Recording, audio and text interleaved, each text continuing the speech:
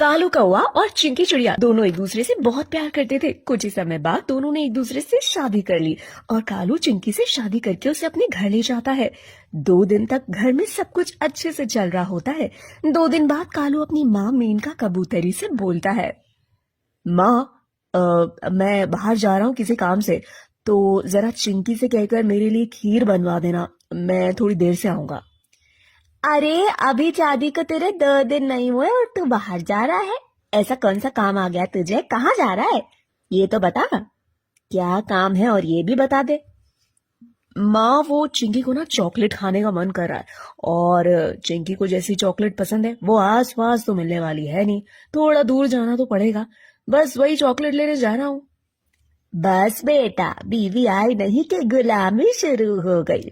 आज तक मेरे लिए तो एक चीज लाया नहीं होगा और बीवी ने चॉकलेट खाने के लिए बोल दिया तो तू उसके लिए चॉकलेट लेने जा रहा है, वो भी इतनी दूर। अरे माँ, तुम तो हद करती हो। ज्यादा टाइम नहीं लगेगा, 15 से 20 मिनट लगेगा।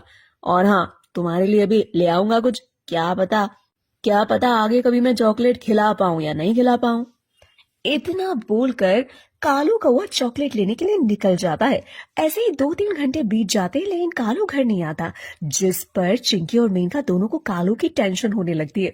वो दोनों बार बार उससे फोन कर रही थी, लेकिन उसका फोन नहीं लग रहा था। थोड़ी देर बाद मेनका के पास एक कॉल आता है। उस फोन कॉल ने मानो मेनका और चिंकी को झकझोर कर रख दिया था। खबर ये थी कि एक एक्सीडेंट में कालू की डेथ हो गई है और थोड़ी देर बाद कालू की डेड बॉडी घर पर आने वाली है। ये खबर सुनकर दोनों के पैरों तले जमीन खिसक जाती है। ऐसे ही कुछ दिन बीत जाते हैं। शादी के 2 दिन बाद ही चिंकी विधवा हो चुकी थी और एक दिन मेनका की बहन विमला कबूतरी मेनका का हाल चाल लेने घर आती है और कहती है, अरे मेनका, तेरे सर पर तो दुखों का पहाड़ टूट चुका है।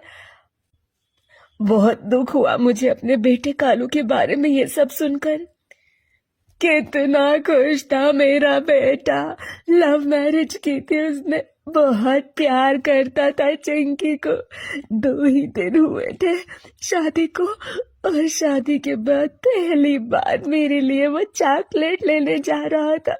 मेरे बच्चे ने जाते जाते इतना कहा था कि क्या पता वो कभी मुझे चॉकलेट खिला पाए या ना खिला पाए। ये सच होगा, वो मुझे कभी चॉकलेट नहीं खिला पाया। तभी वहां चिंकी चाय नाश्ता लेकर आती है। विमला चिंकी को बुरी तरह से घूरने लगती है और मेनका के कान भरते हुए कहती है, अरे बहन, तू तो बहुत भोली है। तेरे बेटे की मौत ऐसे ही नहीं हुई, बल्कि तेरे घर में जो ये अपशगुनी बहू आई है ना, उसी का काला साया तेरे बेटे पर पड़ गया और वो कम उम्र में ही भगवान को प्यारा हो गया। इसके पैर अच्छे नहीं है, वो अपशगुनी है। अब मेरी बात मान तो इसे घर से निकाल दे, धीरे धीरे तुझे भी खा जाएगी और तेरे घर को भी। थोड़ी देर बाद विमला वहां से चली जाती है, लेकिन विमला की बातें मेनका के दिमाग में घूमने लगती हैं और फिर मेनका भी अपने बेटे की मौत का जिम्मेदार चिंकी को मानने लगती है। उसे ये लगता है कि चिंकी एक अपशगुनी है, जिस वजह से उसका बेटा उससे दूर हो गया।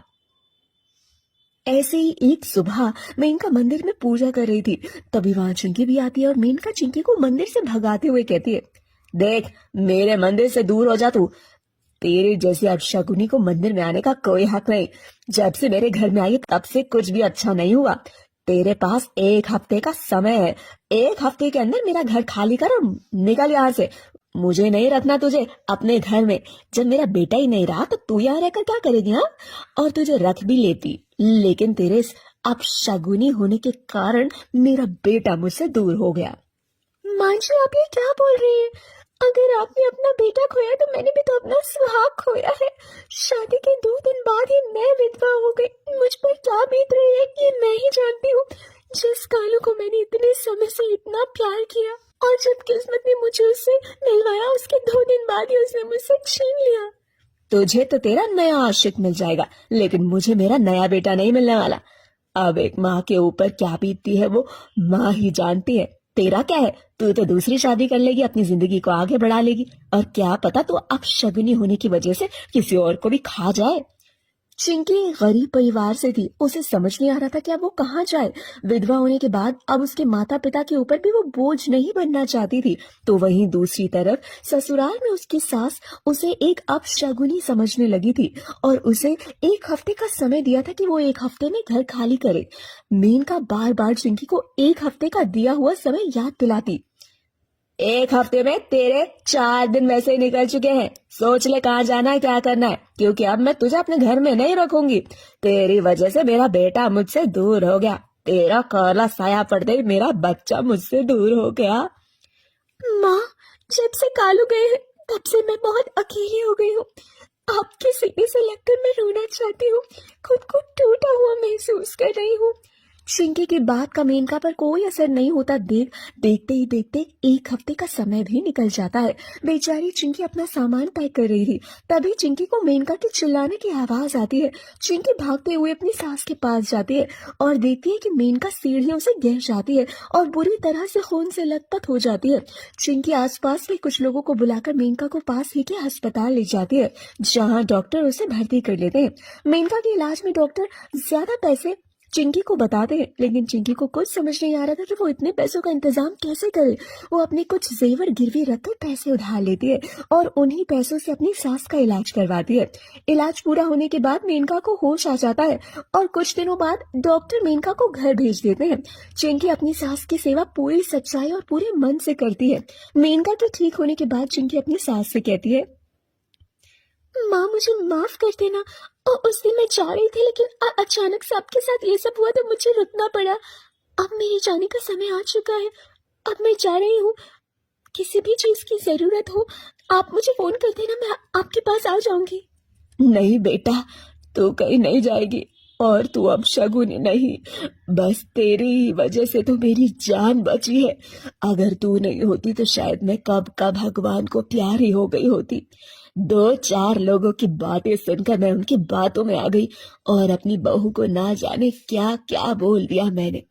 अगर मैंने अपना बेटा खोया है तो तूने भी अपना पति खोया है। इतनी कम उम्र में विधवा बन गई तू। तुझ पर क्या बीत रही है ये मैं कभी नहीं समझ पाई। मुझे माफ कर दे और तू कहीं नहीं जाएगी। तू अब यही मेरे साथ रहेगी। इस तरह दोनों सास बहू एक दूसरे से गले मिलकर खूब रोती हैं। मेनका को अपनी गलती का एहसास हो जाता है और उसे समझ आ जाता है कि शगुन अपशगुन ये सब कुछ नहीं होता। जो होना होता है वो पहले से ही लिखा होता है।